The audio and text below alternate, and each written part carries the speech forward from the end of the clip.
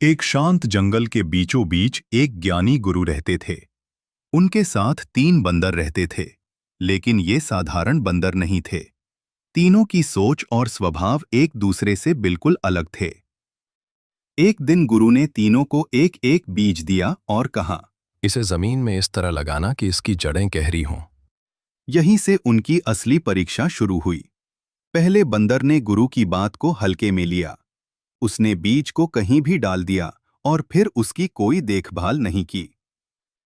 दूसरे बंदर ने गुरु की बात ध्यान से सुनी। उसने नरम और उपजाऊ मिट्टी ढूंढी, बीज को सही गहराई में लगाया और रोज उसे पानी देता रहा। वह धैर्य के साथ उसका ध्यान रखता रहा।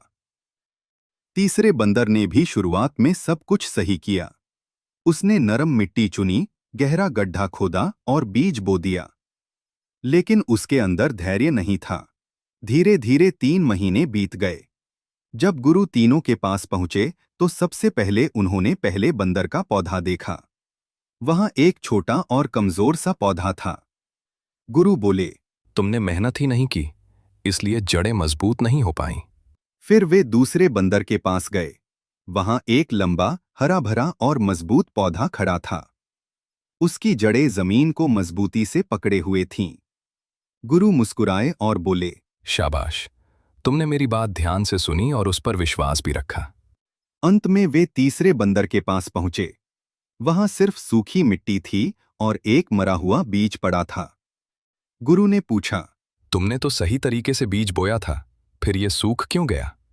तीसरे बंदर ने सिर झुकाकर कहा, मैं रोज मिट्टी खोद कर देखता था कि जड़ कितनी बढ़ी है। गुरु मुस्कुराए और बोले, बेटा, हर रोज खोद कर देखने से जड़ें कभी नहीं बढ़ती, वे टूट जाती हैं। कहानी की सीख, सफलता के लिए सिर्फ गुरु की बात सुनना काफी नहीं है। अगर आप सफल होना चाहते हैं तो उनकी बातों को ध्यान से सुनें और अपनी मेहनत पर भरोसा रखें।